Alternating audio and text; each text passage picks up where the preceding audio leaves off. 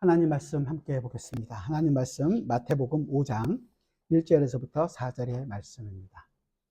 하나님의 말씀 마태복음 5장 1절에서 4절, 귀하신 하나님의 말씀을 귀 기울여 들어주시기 바랍니다. 예수께서 무리를 보시고 산에 올라가 앉으시니 제자들이 나온지라 입을 열어 가르쳐 이르시되 심령이 가난한 자는 복이 있나니 천국이 그들의 것이며 애통하는 자는 복이 있나니 그들이 위로를 받을 것이며. 아멘. 지난주부터 우리가 산상수훈에 대해서 함께 살펴보고 있습니다. 산상수훈은 마태복음 5장부터 7장까지의 말씀입니다. 그리고 이제 그 시작인 팔복에 대해서 몇 주 동안 우리가 함께 살펴보려고 합니다.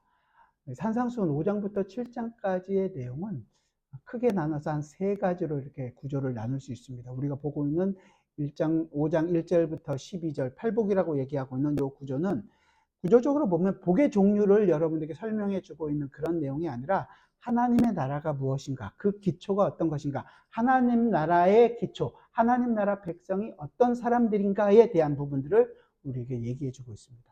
그리고 5장 13절부터 7장 12절까지라고 얘기하고 있는 황금률처럼 보이는, 굉장히 세상에 있는 사람들도 좋아하고 따르기를 원하고 교훈으로 알고 그것을 그렇게 살려고 많이들 얘기하는 좋은 말씀이라고 얘기하는 이 부분이지만, 그런 것들이 아니라 사실은 이 하나님의 나라가 얼마나 완전한 것인가, 하나님 나라를 보여주고 그것을 설명해 주고 있는 내용이 되는 것입니다. 그리고 마지막 7장 13절부터 마지막 29절까지 있는 것은 두 가지의 길, 두 가지 것들을 얘기하면서 하나님 나라가 형태가 어떤 것인지를 마지막으로 끝입니다. 과연 어떤 것이 하나님의 나라인가? 4장 마지막에 예수님께서 천국 복음을 전파하셨다 그러잖아요. 그 하나님의 나라에 대해서 지금 계속해서 설명해 주고 있는 것입니다. 이전까지 산상수훈에 대해서 많은 사람들이 어떤 윤리 도덕적으로 이해하고 받아들이고 설교를 많이 했었습니다. 그래서 다른 많은 세상에 있는 사람들도 좋아한다고 그랬잖아요. 그 굉장히 오해하는 것입니다. 어느 정도 우리의 마음에 맞아서 좋아하는 부분이 있다고는 하지만, 도덕적으로 그것을 좋아하는 것이지만, 그것은 사실은 그렇게 이해했을 때는 바르게 하나님의 말씀을 이해하는 것이 아니라는 것입니다. 또한 더 나아가면 좀 전에 말씀드린 것처럼 이 하나님의 말씀대로, 이 말씀대로 우리가 살려고 하지만 제대로 살 수 있는, 이렇게 얘기하면 인간이 없습니다. 능력이 없다는 것입니다. 그렇다면 이 안에 있는 내용은 무엇을 설명하고 있는 것인가? 우리가 이해하는 데 있어서 두 가지 키가 있다고 말씀드렸죠. 이것을 이해하는데, 첫째는 이것이 산인데 그냥 일반적인 산이 아니라 그 산이라고 말씀드렸고, 그 산은 모세가 율법을 받았던 바로 그 산, 신의 산을 의미하는 것이고, 이스라엘 백성들이 이해할 수 있는 그 산이었고, 신의 산에서 율법을 받은 것처럼 지금 이 산에서는 하나님께서 이제 새로운 율법을, 새로운 하나님 나라의 법을 이스라엘 백성, 하나님의 백성에게 알려주고 있다는 것을 말씀드렸습니다.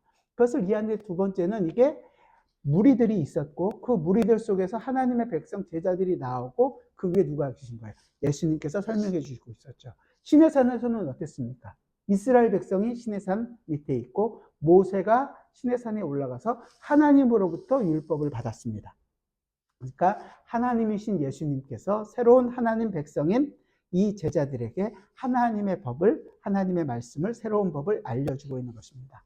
그러니까 이 법을, 내가 이제 새로운 법을 너희한테 줄 테니까 옛날 법 아니라, 율법 아니라 새로운 법을 너희가 지키면 된다는 것이 아니라, 예수님께서 이 새로운 법을 내가 온전히 다 이룰 것이다, 그 온전히 이룬 법을 너희에게 줄 것이니까, 이제 이 온전히 이룬 법을 너희가 지키는 것만큼 어떻게 되는 것이냐, 이제는 하나님의 나라를 너희가 누리고 경험하게 되는 것이다. 너희가 지켜서 하나님 나라에 가는 것이 아니라, 하나님 나라가 이렇게 너희에게 완전히 이루어졌다, 이제 그 완전히 이룬 것을 너희가 지키는 것만큼 하나님 나라에서 누리는 복을 누리고 살아가고 있는 것이다. 풍성함을 경험하게 되어라.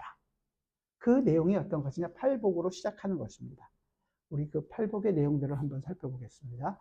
오늘 본문 3절과 4절을 같이 한번 천천히 같이 읽겠습니다. 시작. 심령이 가난한 자는 복이 있나니 천국이 그들이 것이며, 애통하는 자는 복이 있나니 그들이 위로를 받을 것이며. 설명드리기 전에, 여러분들은 복을 받기를 원하십니까? 아니면 벌을 받기를 원하십니까? 아니 무슨 목사님 말도 안 되는 질문을 하십니까? 당연히 복 받기를 원하지 누가 벌 받기를 원합니까? 근데 우리가 성경이 이야기하고 있는 복의 개념이라는 것이 지난주에 잠깐 설명을 드렸었는데요. 우리는 세상에서 속해 있을 동안에 우리가 생각하고 있는 복은 뭐예요? 내가 이 땅에서 성공하는 것, 돈을 많이 버는 것, 그래서 내 몸도 건강하는 것, 그리고 이 땅에서 아주 오래 사는 것, 장수하는 것 뿐만 아니라 내 자녀들이 많은 것도 복입니다. 그래서 뭐 자녀가 많으면 가지 많은 나무, 바람 잘 날 없다 그런 게 아니라 그 한 명 한 명의 힘이잖아요. 그것을 통해서 하나님 나라의 복을 설명해 주는 것이었습니다. 근데 성경이 과연 이야기하고 있는 복은 어떤 걸까요? 성경이 말하는 복. 복 그러면 제일 먼저 생각나는 성경 구절이 혹시 뭐가 있죠? 시편 1편. 그렇죠? 시편 1편 1절과 2절은 뭐라 그래요? 복 있는 사람은, 그래서 복 있는 사람이 뭔지를, 악인의 꾀를 따르지 아니하며 죄인의 길에 서지 아니하며 오만한 자리에 앉지 아니하고 오직 여호와의 율법을 즐거워하여 그의 율법을 주야로 묵상하는다. 이게 복 있는 사람, 복이래요. 우리가 생각하는 복과는 조금 다르죠. 세상이 생각하는 복과는. 시편 32편에 가서는요, 이렇게 얘기합니다. 허물의 사함을 받고 자신의 죄가 가려진 자는 복이 있도다. 마음에 간사함이 없고 여호와께 정죄를 당하지 아니하는 자는 복이 있도다. 복 있는 자가 이렇대요. 이 부분을 사도 바울은 로마서에서 불법이 사함을 받고 죄가 가려짐을 받은 사람은 복이 있고 주께서 그 죄를 인정하지 않으실 사람은 복이 있다함과 같으니라. 그래서 인용을 해서 복 있는 사람, 복이 어떤 것인지를 설명해 주고 있습니다. 우리가 이때까지 생각하는 복과는 조금 다릅니다. 그럼 이 복이 성경에서는 언제부터 시작됐을까요? 아브라함에게 하나님께서 처음 아브라함을 부르실 때 얘기하시는 거죠. 창세기 12장에서 하나님께서 아브라함을 부르십니다. 그때 이렇게 얘기해요. 내가 너로 큰 민족을 이루고 내게 복을 주어 내 이름을 창대하게 하리니 너는 복이 될지라. 복이 나오는 거죠. 너를 축복하는 자에게는 내가 복을 내리고 너를 저주하는 자에게는 내가 저주하리니 땅의 모든 족속이 너로 말미암아 복을 얻을 것이니라 하신지라. 그런 거예요. 그 복이 무엇인지를 이제 하나님께서 아브라함의 인생 속에서 보여주십니다. 너무 구체적인, 추상적인 것이기 때문에 하나님께서는 구약 안에서는 하나님의 나라가 있다, 아직까지 눈에 완전히 보여주기 전까지는 그것이 어떤 것인지는 실제적으로 눈에 보일 수 있도록 보여주시는 거예요. 그래서 아브라함이 이 땅에서 사는 동안에 뭐였어요? 부자였습니다. 부자라는 것을 통해서 하나님의 나라가 이렇게 부가 있다는 것을 실제적으로 보여주는 것으로 계속 얘기했죠. 그러나 그것만으로 끝나는 것이 아니라 사실은 이제 그 이스라엘 백성에게 하나님께서 출애굽하고 마지막 이야기하고 있는 언약을 갱신하고 있는 신명기 마지막에 가서 보면 하나님의 말씀에 온전히 순종하는 것이 복이고, 그래서 그 복을 지키면 어떻게 된다고 얘기하냐면 너희가 성공하고 땅에서 오래 살고 자녀들이 많아질 것이고 너희가 부유하게 될 것이다. 순종할 때 그것을 받게 될 것이다. 그런데 문제는 그 다음 신명기 28장 그 뒷부분에 가서는 너희가 순종하지 않으면 어떻게 된다 그래요? 저주를 받는다 그럽니다. 그 내용이 훨씬 많아요. 그런데 사실은 이스라엘 백성도 그렇고 아브라함을 불렀을 때도 그렇고 아브라함을 불러서 이제 가나안 땅으로 인도하신 다음에 그 아브라함 가족에 있던 모든 사람들에게 할례를 한 다음에 할례 후에 언약의 표징으로서 이제 주시고 난 다음에 얘기를 해 주시는 거예요. 뭐라고 얘기하냐면 창세기 17장에 가서 내가 내 언약을 나와 너 및 내 대대 후손 사이에 세워서 영원한 언약을 삼고 너와 내 후손의 하나님이 되리라. 그러니까 그 복이라는 것은 내가 너의 하나님이 된다는 거예요.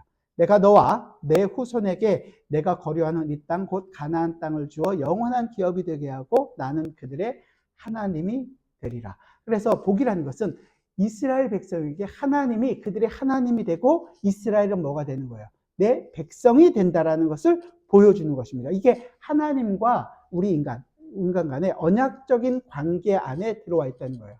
그러니까 결과적으로 얘기하면 성경이 이야기하고 있는 복의 가장 중요한 부분은 뭐냐면 하나님이 누구신지를 바르게 알고 하나님과 바른 관계를 갖고 있고 그 하나님을 즐거워하는 것을 가장 큰 복이라고 얘기하는 것입니다. 이걸 조금 더 좀 어렵게 신학적으로 얘기한다면 하나님 자신이 우리의 복이 되신다는 것을 얘기해 주는 것이죠.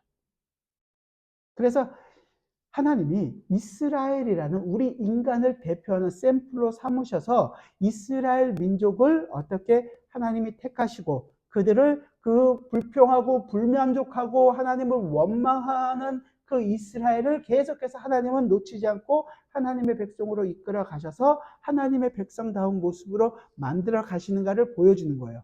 단순히 구약이라는 것이 지금 보고 있는 이스라엘의 옛날 과거의 역사를 이야기하고 있는 것이 아니라 사실 엄밀하게 얘기하면 하나님께서 이스라엘 민족이라는 한 샘플을 두고 하나님께서 하나님의 나라를 어떻게 이루어가고 계시는가를 보여주고 있는 것이라는 거죠. 이렇게 하나님의 구속의 역사라는 거예요. 구속사가 되는 것입니다. 이스라엘이 똑똑하고 이스라엘이 굉장히 그래서 사람들에게 이 땅의 모든 민족보다 굉장히 훌륭한 민족이라서가 아니라 얼마나 하나님의 말씀을 듣지 않고 목이 곱고 불평하는 민족인가 하나님께서 샘플로 사용하신다는 거예요. 그럼에도 불구하고 하나님은 하나님의 그 긍휼과 자비와 은혜로우심을 놓치지 않고 그들에게 해서 하나님의 백성을 계속 하나님의 백성답게 만들어 가시니까 그 하나님이 얼마나 위대하시고 얼마나 큰 일을 이루어가고 계시는가를 보여주고 계신다는 거죠. 그렇게 해서 하나님의 법을 줬어요. 우리가 지난 주간에 율법이 가지고 있는 기능에 대해서 살펴봤잖아요. 그 법이 있으면 어떻게 된다 그래요? 우리가 죄인이라는 것을 알게 되는 거예요. 우리가 그 법을 지킬 수 없는 자라는 것을 알게 되고 어떻게 예수 그리스도께로 우리를 인도하는 초등교사가 된다고 얘기하잖아요. 그래서 예수 그리스도께로 가야 되는데 그러지 않고 이스라엘은 어떻게 했습니까?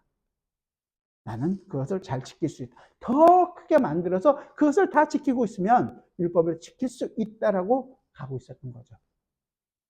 또한 반대로 세상은 어떻게 했습니까? 자기 마음대로 했어요. 그 법과 나는 아무런 상관이 없다. 자기의 법을 쌓아갑니다. 자기의 성을 쌓았습니다.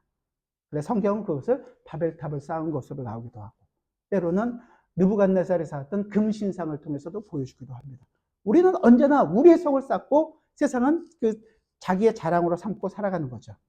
바벨탑은 하나님께서 언어를 혼동케 하셔서 다 흩으셨고 금신상은요. 뜨인 돌, 예수 그리스도를 보여주고 있는 그 뜨인 돌이 와서 그것을 다 무너뜨려 버린다는 것을 보게 됩니다. 이 세상은 우리가 아까 읽었던 시편 76편에 있는 것처럼 예수 그리스도로 말미암아 심판과 저주 아래에 있다라는 것을 분명하게 보여주고 있습니다. 그러니까 세상의 방식대로 세상이 원하는 성공 가는 길이 부러워할 필요도 없고 그것을 따라갈 이유는 우리에게는 하나님의 백성에게는 전혀 없다라는 것을 분명하게 얘기하는 거예요.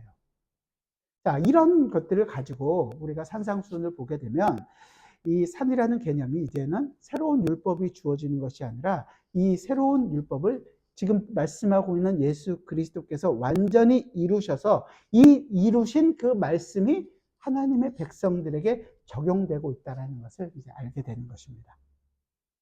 첫 번째가 심령이 가난한 자는 복이 있나니 천국이 그들의 것이며 그렇게 얘기해서 오해를 많이 하는 거죠. 천국에 가려면 어떻게 해야 돼요? 심령이 가난해져야 한다. 마치 그렇게 조건이고 원인이 되어서 그래서 결과처럼 이렇게 읽혀집니다. 이 번역 때문에 우리가 이렇게 되고 있어요. 사실은 이렇게 얘기하면 조금 이해가 될 거예요. 복이 있도다. 심령이 가난한 자여 천국이 그들의 것입니다. 원인과 결과가 아니라 어떠한 존재가 가지고 있는 상태를 얘기해 주고 있는 것입니다. 천국을 소유한 자의 특징이 뭐냐고요? 하나님의 백성, 천국을 가진 자, 하나님의 나라를 가진 자의 특징이 심령이 가난한 자이다. 이렇게 얘기하는 거예요. 그 사람이 누구일까요? 지금 이게 얘기를 듣고 있는 대상이 누구예요? 제자들이잖아요. 제자들이 나온지라. 그럼 제자들이 심령이 가난한 자, 하나님의 백성의 특징, 너희들은 심령이 가난한 자이다. 우리는 심령이 가난해져서 하나님 나라를 어떻게든 가고 싶은데 그게 아니라 너희들은 하나님의 백성은 심령이 가난한 자이다. 그래서 우리가 뒤에도 다 마찬가지예요. 뭐 우리가 깨끗하게 해야 되고 애통하게 되고 가난하면 복이 있는 것이 아니라 복이 있다. 너희들에게 제자들에게 복이 있다라는 것을 지금 얘기하고 있는 것입니다. 우리가 누구냐라는 것을 결정하고 있는 말이 되는 것이에요. 그래서 우리가 예수 그리스도 안에서 복 있는 자들이 되었습니다. 그게 시작이에요. 시작. 그렇죠. 나의 복을 내가 직접 경험하고 싶다. 우리는 성공하고 싶다. 돈이 많이 벌고 싶다. 그걸로 나도 증명받고 싶다가 아니라 그렇게 해서 증명되는 게 아니라 존재 예수 그리스도로 말미암아 예수 그리스도의 십자가로 말미암아 우리가 구원받은 그 내용을 알고 있다면 그 내용 자체가 우리로 하여금 행복자예요. 모든 복을 가진 자이다라고 얘기해 주는 거예요. 그런데 그걸 잘 못 느끼는 게 문제라는 거죠. 성도이기 때문에 성도 자체가 복 있는 사람이 되는 거예요. 우리가 아까 시편 1편에서 얘기하는 1절과 2절에 있는 복은 사실은 3절에서 그는 시냇가에 심은 나무가 이렇게 얘기하는데 시냇가에 사실은 옮겨 심은 나무예요. 우리가 세상에 있다가 하나님의 나라로 옮겨졌기 때문에 이 모든 것들을 누리는 사람들이 되었다라는 것이에요. 그래서 우리가 교만하지 않고 오만한 자리에 가지 않고 우리가 복 있는 사람으로서 삶을 살아간다는 것입니다. 그래서 심령이 가난해서 천국을 가는 사람들이 아니라 우리는 가난해질 수가 없어요. 마음이 언제나 우리는 우리 걸로 채워서 이 허전한 것을 채우려고 얼마나 많은 노력들을 하고 삽니까? 세상에서 성공하려고 돈을 많이 벌기 위해서 얼마나 많이 노력을 했습니까? 그걸로 내 마음을 채워보고 싶어서요. 내 자녀에게 얼마나 많은 것으로 내가 못했던 것들을 채우려고 노력을 하게 강요를 합니까? 내 것을 빈자리를 채우고 싶어서요.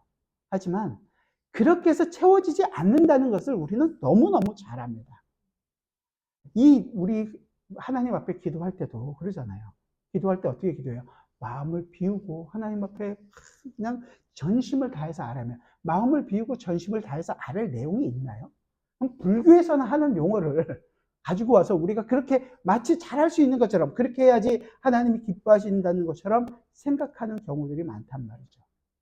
이게 아니라 사실은 하나님의 나라가 무엇인지를 우리에게 분명히 보여주고 있다는 것을 기억하셔야 되는 거예요. 처음에 말씀드린 것처럼 하나님 나라 백성, 우리가 소유하고 있는 게 뭐예요? 하나님 나라를 가졌다면 우리는 다 심령이 가난한 자이다라는 거예요. 심령이 가난한 자이기 때문에 하나님 앞에서 우리가 어떻게 우리 존재가 이런 자이다라는 것을 분명하게 얘기하고 하나님의 나라가 지금 우리 속에서 이루어지고 있다는 것을 그렇게 생각을 하는 거죠. 하나님 나라에 가고 싶으시잖아요. 그러니까 우리는 우리 힘으로 우리가 뭔가를 잘해서 하나님 나라에 가고 싶어요. 우리는 우리 힘으로는 하나님 나라에 갈 수 있는 사람이 단 한 명도 없습니다. 하나님 앞에 갈 수 있는 유일하신 분은 오직 예수 그리스도 한 분뿐이세요. 우리는 그 예수 그리스도 안에서 하나님 앞에 나아가는 겁니다. 하나님 앞에 나아가신 예수 그리스도 안에 우리를 품고 예수님께서 그 앞으로 나아가신다는 거예요. 우리는 자기 방법으로 내 원하는 식으로 자꾸만 가려고 합니다. 안 됩니다. 그렇게 될 수 없어요.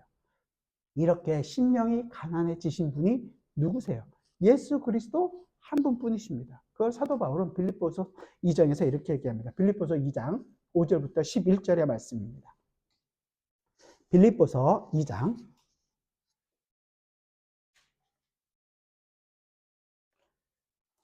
신약성경 319페이지 빌립보서 2장 5절부터 11절 같이 한번 천천히 읽어볼까요? 빌립보서 2장 5절부터 11절입니다. 같이 읽죠. 시작. 너희 안에 이 마음을 품으라. 곧 그리스도 예수의 마음이니 그는 근본 하나님의 본체시나 하나님과 동등됨을 취할 것으로 여기지 아니하시고 오히려 자기를 비워 종의 형체를 가지사 사람들과 같이 되셨고 사람의 모양으로 나타나사 자기를 낮추시고 죽기까지 복종하셨으니 곧 십자가에 죽으심이라. 이러므로 하나님이 그를 지극히 높여 모든 이름 위에 뛰어난 이름을 주사 하늘에 있는 자들과 땅에 있는 자들과 땅 아래에 있는 자들로 모든 무릎을 예수의 이름에 꿇게 하시고 모든 입으로 예수 그리스도를 주라 시인하여 하나님 아버지께 영광을 돌리게 하셨느니라. 아멘. 예수님께서 자기를 부인하시고 이 땅에 오셔서 예수님 자신이 심령이 가난한 자가 되셨습니다. 자기 힘으로 이 모든 것을 이루신 것이 아니라 예수님께서는 이 땅에서 하나님의 뜻을 이루시는데 하나님이시니까 자기 힘으로 한 것이 아니라 하나님이 하라고 하신 일을 성령 하나님을 의지해서 그 일을 이루어 가시는 거예요. 언제까지? 죽기까지 복종하셨다고 얘기하는 거예요. 낮춘다는 것은 우리식으로 그냥 겸손을 떠는 게 아니에요. 어때까지? 하나님 앞에 낮춘다는 것은 하나님 앞에 선다는 것은 사실은 죽기까지 복종하는 것이고 우리가 내 자신의 모든 것을 다 낮춰야만이 가능하다는 것을 이야기하는 것입니다.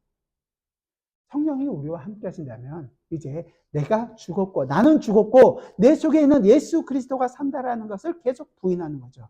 그래서 교회는 내 자신이 부인되고 오직 예수 그리스도만을 높이게 되는 거예요. 어떤 사회적 성공이나 이것을 가지고 이 교회에서 굉장히 복받은 사람이라고 얘기할 수 있는 것은 아니라는 것입니다.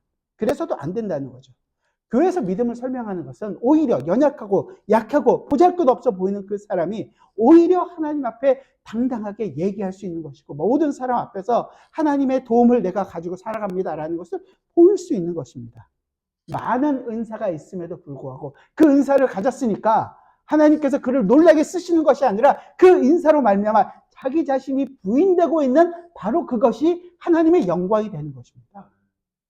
우리가 이 교회에서 정말로 생각해야 되는 부분들은 무엇을 가지고 큰 일을 하겠다라고 한다는 것은 하나님께 영광을 돌리겠다고 하는 것은 굉장히 큰 위험하고 잘못된 생각이라는 거예요. 하나님께서 나를 통해서 하나님께서 영광을 받으신다? 여러분 통로가 될 수 없습니다. 아니요. 여러분이 죽어서 하나님께 영광이 됩니다.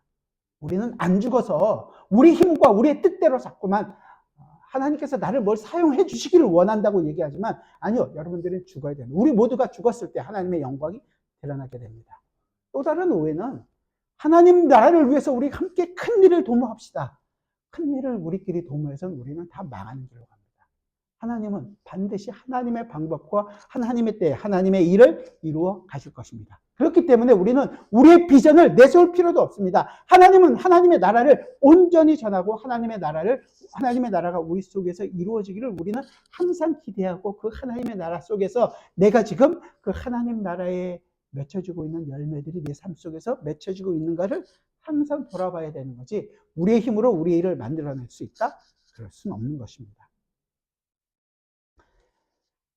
이제 마지막에도 똑같이 이제는 예수 그리스도께서 날 위해 죽으셨으니까 내가 이제 열심히 살아야겠다. 말은 좋지만 여러분들 그렇게 열심히 살아야겠다. 이 교회 문을 나가자마자 바로 차 타면서 싸우는 게 우리입니다. 안 싸워보셔서 모를지 모르지만 경험에서 나오는 거니까 그러고 나서는 다 저 사람 때문이라고 핑계 대는 거죠.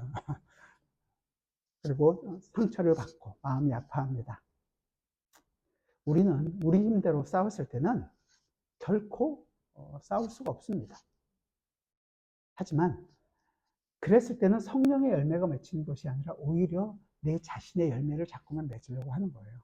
성령을 좇아 산다는 것은 교회가 얼마나 큰 일을 하고 커지고 얼마나 훌륭한 사람들이 많고 성공한 사람들이 많고 이것이 아니라 그 일을 해 나가는 데 있어서 여러분들 한 사람 한 사람에게 성령 하나님의 열매가 맺혀가고 있느냐 이것을 봐야 하는 거예요. 일의 성공에는 조금도 관심이 없습니다. 그래서 그 일을 이루어가는 가운데서 우리 속에서 그리스도의 온유와 충성과 오래 참음과 절제와 이런 모든 성령의 열매들이 맺혀지고 있느냐를 보는 거죠. 그래서 생각보다 늦어질 수 있어요. 어떨 때는 우리 인생 속에서 경험하지 못할 수도 있습니다. 그러나 그 삶 속에서 그리스도의 인격의 열매가 우리 안에 맺혀지고 있다면 그것만큼 놀랍고 그것만큼 감사한 일이 어디 있겠습니까? 이렇게 설교를 들었던 제자들이 어떻게 했어요? 예수님 십자가에 돌아가실 때 끝까지 예수님을 지키겠습니다. 나도 죽겠습니다. 그런 사람은 한 명도 없습니다. 다 도망갔습니다. 그러니까 이 제자도가 실패했나요? 아니요. 예수님의 가르침은 바로 그 자리에서 시작합니다. 또 그들을 찾아가셔서 그 속에서 하나님께서 그들을 끝까지 지키신다는 것을 보여줍니다. 그렇게 하나님의 나라는 세워집니다. 제자들뿐만 아니라 우리에게도 똑같습니다. 우리도 이제 예수 그리스도와 함께 가난한 자가 됩니다. 가난한 자라면 가난하답게 사는 것을 배워야죠. 어떻게? 사도 바울이 얘기하는 것처럼 나는 날마다 죽노라. 그렇죠. 내 자신을 매일 죽어가는 것입니다. 그렇게 죽을 때 그리스도의 하나님 나라의 영광이 드러나게 됩니다. 하나님 나라 백성으로서 삶을 살아가게 되는 것입니다. 두 번째 있는 것이 4절이죠. 애통하는 자는 복이 있나니 그들이 위로를 받을 것이며. 일반적으로 사용하는 국어 사전적에 이 애통한다라는 것은 몹시 슬퍼하고 가슴 아프다라는 뜻이랍니다. 이 부분에 있어서 문자적으로 읽으면 슬프고 가슴 아픈 사람이 복이 있다는 뜻이에요. 그렇죠? 처음에 읽었던 가난한 사람이 복이 있는 것처럼 가난한 것이 우리가 심령이 가난하다는 것이 우리가 가난하다는 것이 아닌 것처럼 여기서도 똑같이 애통하다는 것이 그냥 문자적으로 슬퍼하고 가슴이 아프다는 것을 의미하는 것이 아니라 사실은 이 애통한다라는 것은 고난을 받은 눈물을 이야기합니다. 고난과 함께 하고 있는 이 눈물. 성도가 가지고 있는 가장 큰 특징 중에 하나가 뭐냐면 고난으로 인해서 흐르는 눈물을 가진 사람들입니다. 우리 모두는 그리스도를 위한 그리스도와 함께 당하는 고난 이런 것들이 있단 말이죠. 이건 약간 좀 성경이 이렇게 표현하는 부분들이 있기 때문에 조심스럽기도 하지만 그리스도를 위한 고난 이렇게 표현할 때가 있잖아요. 근데 그 그리스도를 위한 고난은 우리가 뭘 열심히 해가지고 그리스도를 위한 주님을 위하는 고난을 한다라고 들릴 수 있습니다. 사실은 이 표현보다는 좀 더 좋은 표현으로 쓴다면 그리스도와 함께 받는 고난, 그리스도와 함께 고난을 받는다. 이게 좀 더 좋은 뉘앙스인 것 같아요. 그리스도의 고난에는 우리 성도가 당하는 고난에는 우리만 당하는 것이 아니라 예수 그리스도의 고난이 우리 그 안에 녹아 있기 때문에 그렇습니다. 예수님께서 이 땅에 사시는 동안에 기쁘고 즐거운 일도 하나님의 백성들과 함께 먹고 마시고 하는 것도 있었지만 그의 인생 속에서 가장 큰 부분이 있다면 고난이었을 것입니다. 그 고난은 하나님의 뜻을 이루기 때문에 고난이었죠. 하나님의 뜻이 무엇인지 알고 그것을 다른 분별하고 하나님의 뜻을 이루기 위해 그 길을 걸어갔기 때문에 그리고 그 길을 걷기 위해서 예수님은 온전히 하나님만을 의지하셨고 그것 때문에 받고 있는 고난을 의미하는 것입니다. 그러니까 고난이라는 것이 그저 우리가 생각하는 것처럼 막 고통이 심하고 힘들고 이런 것만 있는 것이 아니라 자기의 십자가를 지고 간다라는 것은 아무리 힘이 들어도 그 길을 걸어가는 것이고 그 길을 걸어가는 동안에 예수님께서 하셨던 것처럼 하나님만을 의지하고 살아간다는 것을 얘기하는 것입니다. 그저 힘들다는 것을 강조하는 것이 아니에요. 물론 손해보고 답답하고 힘든 부분이 있기는 있겠죠. 하지만 그것만이 아니라 우리는 이런 것들을 통해서 하나님만을 의지하는 법을 배우고 하나님만을 의지하고 살아갑니다. 왜냐하면 우리는 힘들고 답답하고 이런 고난을 통해서 그 고난도 내 자랑으로 삼고 싶어 하는 사람들이에요, 우리가. 우리는 이 고난의 길을 걸어가면서 내가 내 힘을 의지하는 것이 아니라 하나님만을 의지하고 살아가고 있겠습니다라는 것을 배우게 되는 거예요. 그때 이 고난의 진정한 의미를 우리는 알게 되는 것입니다. 요거를 조금 더 발전시키면 이 고난의 삶을 산다는 것은 다른 말로 얘기하면 그리스도를 증거하는 증인의 삶을 산다는 것이고 이 증인의 삶은 우리가 얘기하고 있는 순교의 삶을 사는 것입니다. 순교 그러면 아니 목사님이 갑자기 저기 아프리카나 아마존 밀림 가서 죽으라는 얘기인가? 이것이 아니라 핍박과 박해, 죽음만이 순교가 아니라 우리가 집에서 자녀들과 아니면 부부끼리 대화하는 과정 속에서 자기의 뜻이 옳은 건 알지만 그 사람을 위해서 자기의 뜻을 이렇게 눌러주는 것, 죽여주는 것. 이게 죽는 겁니다. 매 순간 죽을 수 있는 거죠. 매 순간 죽고 사시는 분들이 저희 교회는 많이 계셔서 아실지 모르겠지만 하나님의 뜻을 알고 그 뜻대로 살기 위해서 내 속이 뒤집어지는 순간들이 있단 말이에요. 내가 그렇게 좀 오래 참아야 되고 내 자존심을 오히려 꺾어야 되는 순간들이 있는 것입니다. 상대를 위해서 져야 하는 것들이 있는 거죠. 이때 죽는다는 거예요. 이게 순교의 삶을 살아가고 있는 것입니다. 우리 인생 속에서 하나님의 뜻을 이루려고 하니까 얼마나 답답하고 얼마나 이 고통스러운 부분이 있겠어요. 그러니까 이를 악물고만 간다라는 것, 착하게 산다라는 것이 아니라 그때 주님을 위해서, 이 주님의 고난에, 주님의 뜻을 이루기 위해서 내가 지금 이 일을 당하고 있다, 이 길을 걸어가고 있다라고 생각을 해야 된다는 거예요. 이게 주님과 함께 하고 있기 때문에 우리가 우리 힘으로 할 수 있는 것이 아니고 주님이 함께 하셔야 한다는 것을 알고 고백하게 된다는 거예요.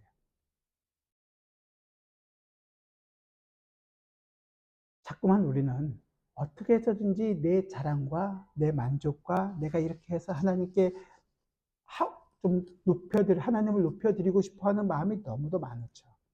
그런데 우리는 그 모든 것들을 통해서 우리가 얼마나 죄인인지를 더 고백하게 되고 나는 한순간도 주님의 은혜가 없으면 살아갈 수 없다는 것을 고백하게 되는 것입니다. 이게 순교하는 삶이에요.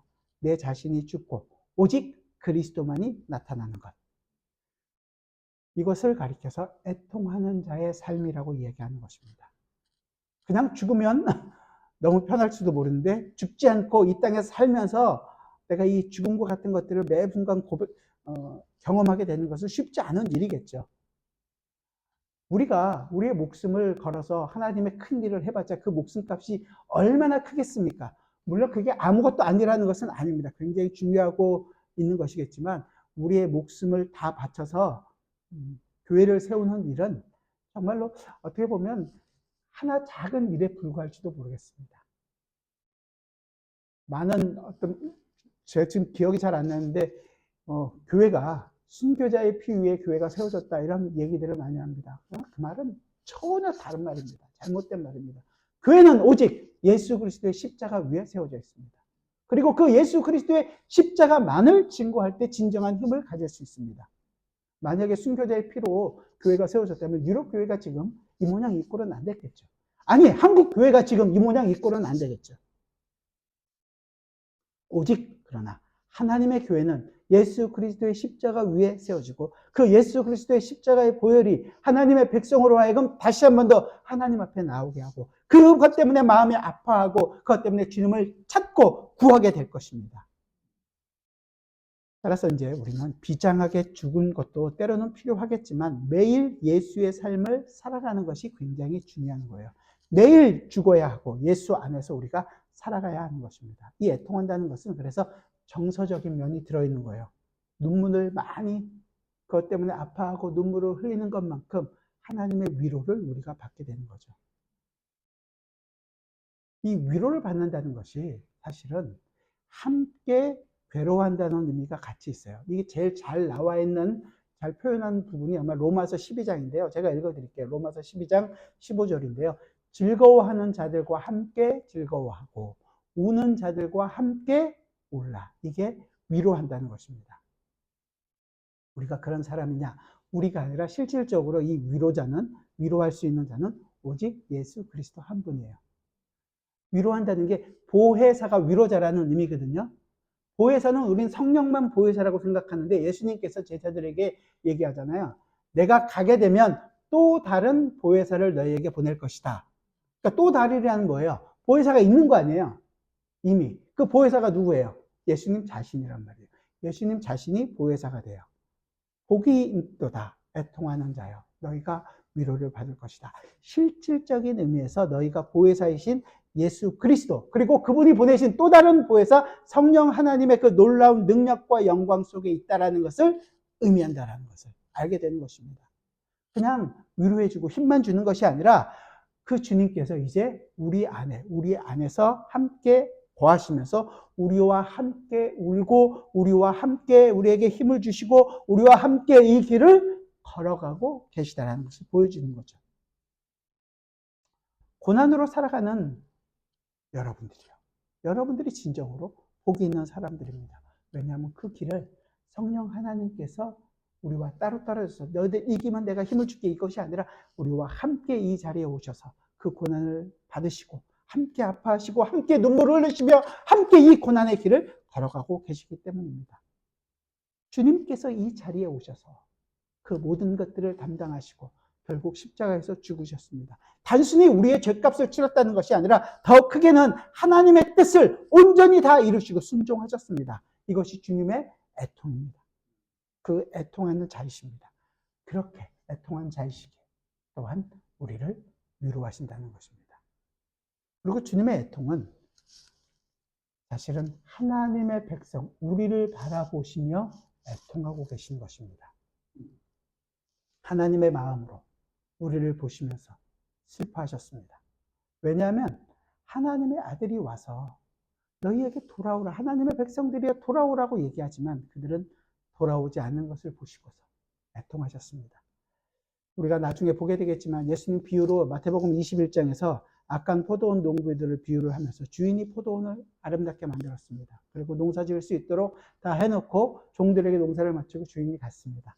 근데 종들에게 포도원에 있는 싹을 받으려고 보냈는데, 종들을 보냈는데 종을 때리고 혹은 죽이기까지 했습니다.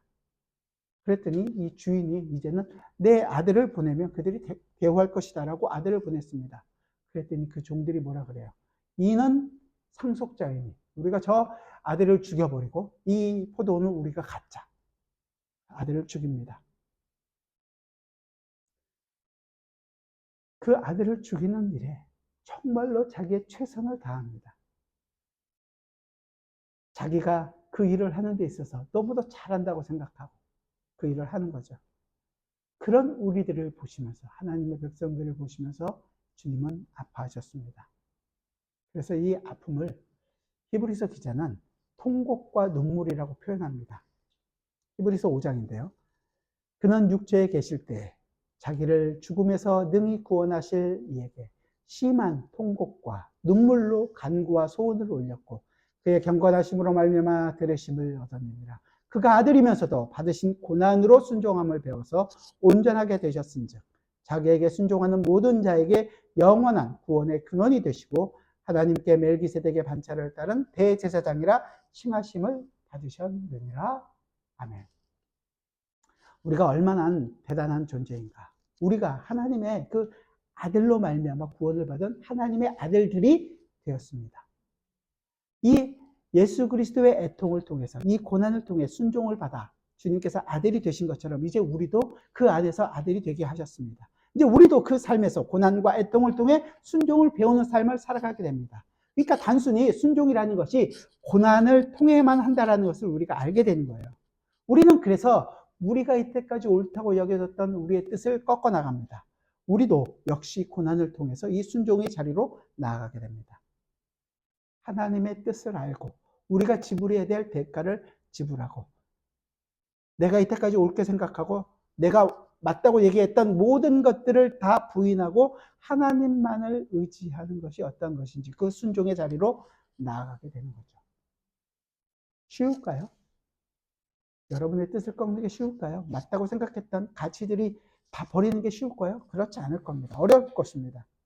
하지만 성경은 그 길만이 오직 유일한 길이라고 우리에게 얘기합니다. 이런 길은 세상이 알려준 길과는 전혀 다른 길입니다. 세상은 이미 타락해서 자기가 옳은 길로 갑니다. 우리가 하나님의 나라를 보고 싶고 하나님의 나라를 경험하고 싶은 것과 마찬가지로 이 세상이 타락해 가는 것을 보면서 하나님의 심판이 얼마나 무서울지를 바라보게 되는 것입니다. 무섭고 우리는 두렵고 떨리는 그런 마음으로 이 땅에서 성도가 어떻게 살아가야 할지를 정말로 고민하고 하나님께 우리의 모든 것들을 아뢰며 하나님께서 우리를 이끌어 가시는 그 손길을 더욱더 바라보면서 살아가는 사람들이 되어야 하는 것입니다. 주님께서 그래서 이 땅에 오셔서 살아가시는 동안에 하나님만을 의지하시는 삶을 사셨지만 그래서 하나님의 백성들을 보면서 슬퍼하시고 그 일을 홀로 그 길을 걸으시며 담당하셨습니다. 이제 우리는 그 길을 함께 걸어갑니다. 우리는 홀로 그 길을 걸어가는 사람들이 아닙니다. 주님께서 나와 함께 하시며 하나님의 백성들과 함께 이 길을 함께 갑니다. 그 길을 걸어가면서 우리는 주님께서 우리 속에서 이루신 것들을 함께 경험하고 살아갑니다.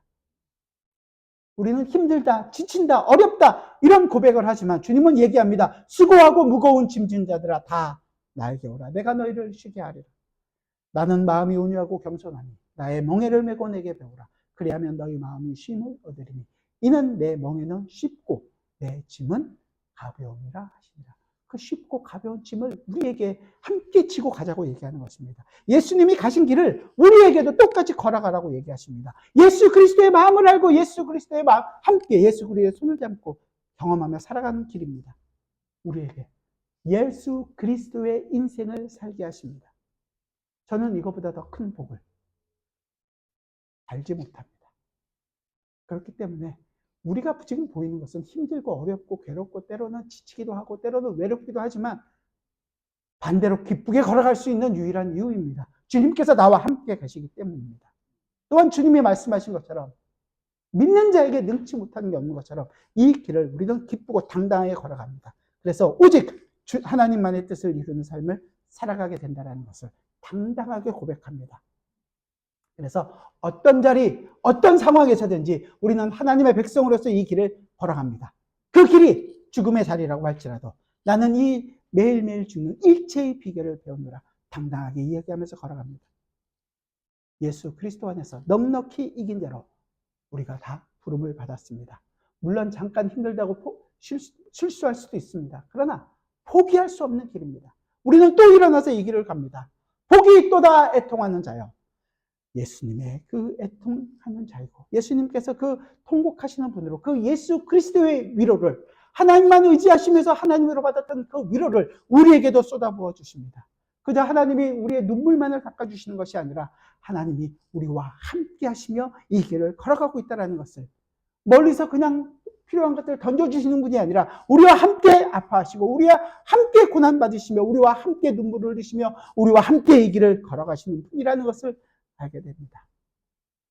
여러분의 인생이 얼마나 힘들고 얼마나 복잡하고 얼마나 외롭고 얼마나 정말로 한숨이 나오는 인생인지 저는 다 알지 못합니다. 그러나 우리 모두가 다 애통하는 자로 우리는 매 순간 눈물로 씨를 뿌리며 이 땅에서 살아갑니다. 그러나 성경이 얘기한 대로 우리는 기쁨으로 단을 거두는 그 하나님 나라의 모든 영광을 그 순간마다 경험하게 되는 놀라운 은혜를 경험한 사람들입니다. 다시 일어나게 됩니다. 내 인생 속에서 너무도 눈물이 없다면, 너무도 애통하는 마음이 없다면 다시 한 번 더 이 예수 그리스도의 눈물 안에 여러분들이 발견하기를 원합니다. 예수와 함께 고난받으시고 예수 그리스도께서 아파하셨던 것처럼 우리도 예수 그리스도와 함께 고난받고 함께 슬퍼하고 함께 이 땅에서의 고난의 자리로 나아가길 바랍니다. 그래서 우리 인생이 예수 그리스도의 인생과 하나 된 인생이라는 것을 고백하게 되기를 바랍니다. 그러나 그 속에서 주님은 한 번도 우리를 외면하지 않고 우리에게 진정한 위로가 어떤 것인지를 알게 하실 것입니다. 그리고 그 눈물 속에서 우리의 진정한 위로가 예수 그리스도 그분이라는 것을 알 것이고 그 예수 그리스도로 말미암아 얻는 놀라운 위로를 우리는 고백하게 될 것입니다. 그래서 우리가 아까 고백했던 하이델베르그 요리문답을 했던 하이델베르그 성도들은 우리 신앙의 선배들은 하이델베르그 요리문답 1번에서 얘기하는 거잖아요. 우리가 마지막으로 그 주보를 보시고 다시 한 번 더 이 내용을 함께 고백하는 것으로 설교를 마치려고 합니다. 하이델베르그 요리문답 1번입니다. 같이 한번 읽겠습니다. 살아서나 죽어서나 당신의 유일한 위로는 무엇입니까? 살아서나 죽어서나 나의 것이 아니요 몸도 영혼도 나의 신실한 구주 예수 그리스도의 것입니다. 그리스도께서는 그의 보혈로 나의 모든 죄값을 완전히 치르고 나를 마귀의 모든 권세에서 해방하셨습니다. 또한 하늘에 계신 나의 아버지의 뜻이 아니며 머리털 하나도 땅에 떨어지지 않도록 나를 보호하시며 참으로 모든 것이 합력하여 나의 구원을 이루도록 하십니다. 그러함으로 그분은 그의 성령으로 나에게 영생을 확신시켜 주시고 이제부터는 마음을 다하여 즐거이 그리고 신속히 그를 위해 살도록 하십니다. 아멘. 기도하겠습니다. 그렇습니다, 주님. 이제 우리로 하여금 즐거이 그리고 신속히 하나님의 뜻을 이루는 삶을 살도록 부름을 받았습니다. 이 땅에서 우리는 하나님의 뜻이 이루기 위하여 우리 힘으로 할 때마다 지치고 때로는 괴롭고 때로는 힘들다고 불평할 때가 많습니다. 그러나 그 모든 인생이 하나님의 뜻 안에서 이루어지는 것이라면 주님, 우리가 무엇을 두려워하겠습니까? 무엇을 주저하겠습니까? 우리의 무릎을 일으켜 세우고 다시 한 번 더 하나님의 뜻이 우리 속에서 이루어질 때 하나님의 백성들과 함께 애통하고 그 눈물을 흘리며 이 길을 걸어갈 때 주님이 결코 우리를 혼자 내버려 두지 않고 진정한 위로자가 되셔서 우리와 함께 아파하시고 우리의 눈물을 닦으시며 이 길을 걸어가신다는 것을 주님, 우리가 다시 한 번 더 알게 하여 주옵소서. 그래서 우리가 이 길을 갑니다. 그래서 우리가 함께 주님의 백성들과 함께 이 길을 가기를 원합니다. 주여, 우리가 함께 하시고 그 기쁨의 길을 정말로 모든 성도들이 함께 걸어갈 수 있는 주님의 백성들이 되게 하여 주옵소서. 예수 그리스도의 이름으로 기도드리옵나이다. 아멘.